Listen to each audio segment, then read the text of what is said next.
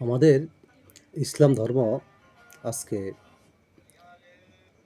রাজনীতির স্বার্থের ভিতর আবদ্ধ। সারা বিশ্ব আধিপত্যবাদের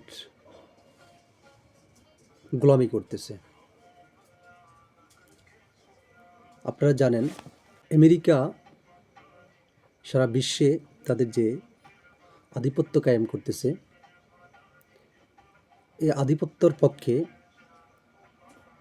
সারা বিশ্বের ধর্ম অধর্ম সকল মানুষ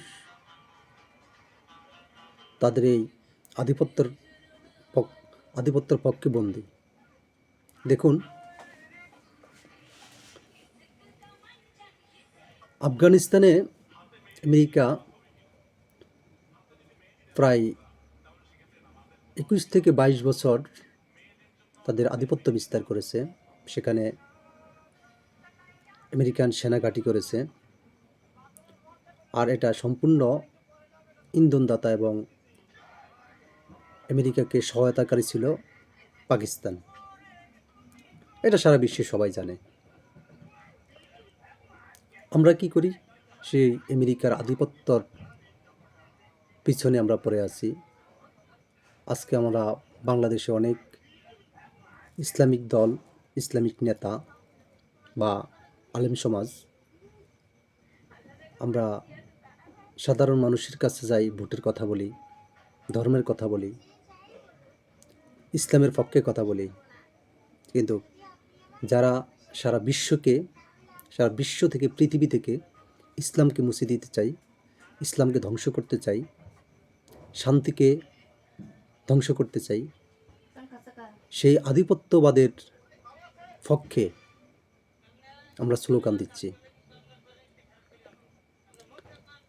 আফগানিস্তানে লক্ষ লক্ষ আফগানিকে হত্যা করা হয়েছে, আর সেটার জন্য সবচেয়ে বেশি অবদান ছিল পাকিস্তানের। আজকে সেই পাকিস্তানের পক্ষে, পাকিস্তানকে আমরা আমাদের ভাই ভাই বলি, তারা আমাদের নাকি কলিজার ভাই। যে পাকিস্তান 71-এ বাংলাদেশে লক্ষ লক্ষ মানুষকে হত্যা করেছে, সে পাকিস্তান আজকে আমাদের ভাই। আর মায়ানমারে হাজার হাজার রোহিঙ্গাকে হত্যা করেছে, লক্ষ লক্ষ রোহিঙ্গাকে দেশ ছাড়া করেছে। তারা বাংলাদেশে এখন আশ্রয় আছে। সেটা আমেরিকার ইন্ধনে হয়েছে। তারপর আমরা আমেরিকার গোলামিতে ব্যস্ত। আপনি দেখেন, ভেনেজুয়েলার প্রধানমন্ত্রীকে তুলে নিয়ে গেছে তাদের খনিজ তেল জব্দ করার জন্য, সেখানে খনিজ তেলের আধিপত্য নেওয়ার জন্য। আমরা বিশ্ববাসী চুপ করে আছি।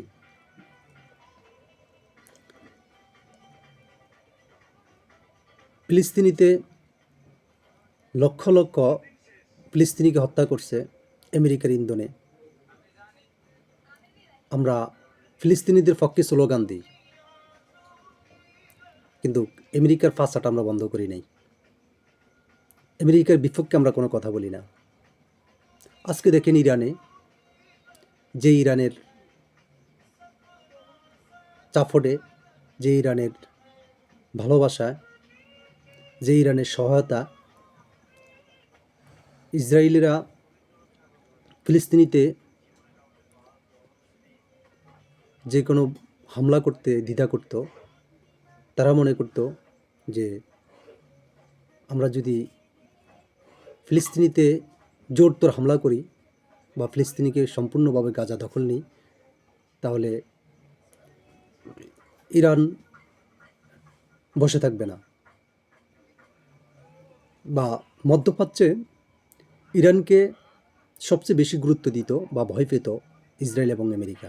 সেই ইরানে আজকে আমেরিকার মদদে ইরানের আয়াতুল্লাহ আল খামেনিকে ক্ষমতাচ্যুত করার জন্য সেখানকার কিছু দেশদ্রোহী এবং ধর্মবিরোধী লোকগুলোকে লেলিয়ে দিয়ে ইরানে যে সহিংসতা চালাচ্ছে এবং আয়াতুল্লাহ আল খামেনির বিরুদ্ধে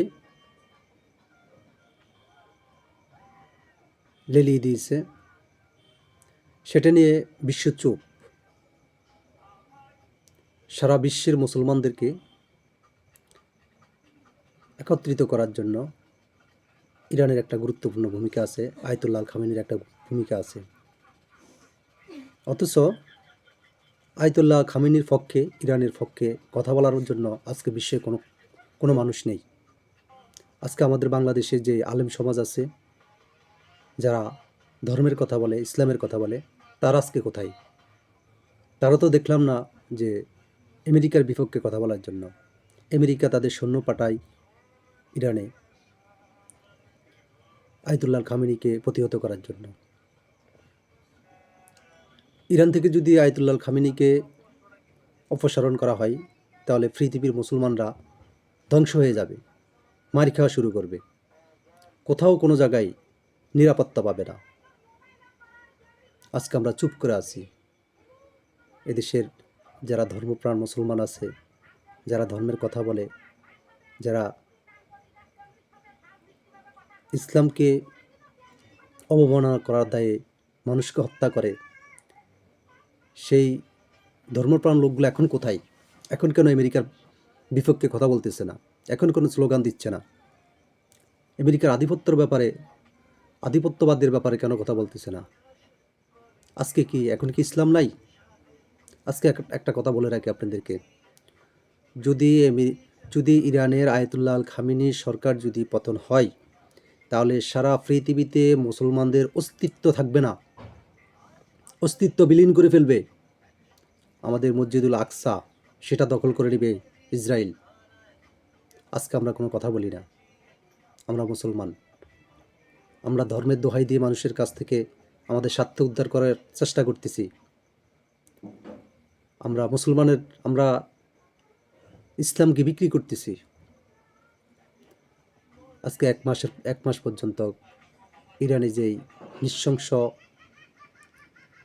আন্দোলন চলতেছে এবং আমেরিকার যে নৃশংস চাপট দিতেছে, এটার বিরুদ্ধে আমরা কোনো কথা বলি না। আজকে আমেরিকার সৈন্য ইরানে ঢুকে আয়াতুল্লাহ আল খামেনির প্রশাসনকে হত্যা করতেছে, তাদেরকে স্বৈরাচার বলে আখ্যা দিতেছে।